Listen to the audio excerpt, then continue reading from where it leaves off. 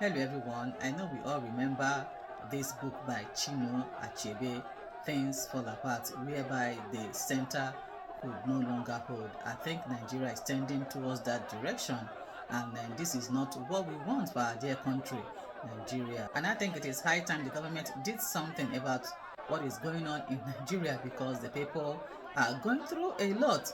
Now look at the story trending online about some Hausa men. They were murdered. They were actually burned alive, 16 of them. And I think that if the government had taken proactive action and looked into all that had been happening, this current incident wouldn't have happened. Imagine 16 people burnt alive by the community, by the youth in the community, or should I say by the vigilante group in that community. Now, prior to that incident, the community has been crying out to the government about the Fulani herdsmen that have been coming to terrorize the community. They bring their cows to the farmland, and you know what happens when these cows find their way to this farmland. All the crops on that land will be eaten up, destroyed by the cows of the Fulani herdsmen, and the government is not doing anything about it. This also happens in my own village. After the farmers have planted their crops, the Fulani herdsmen will bring their cows,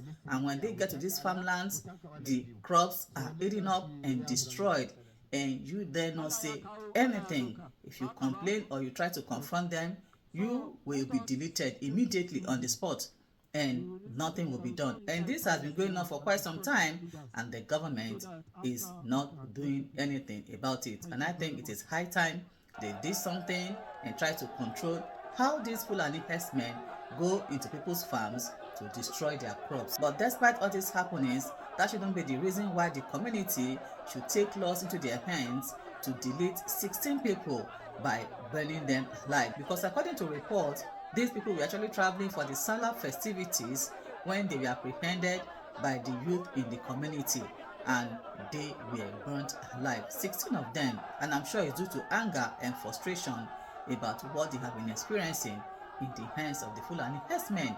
But despite that, that is not enough reason to delete these people. They could have just handed them over to the police. Why delete them?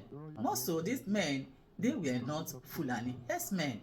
They were Hausa traveling for the Salah holiday. More so, the community claimed that they found guns and weapons with them.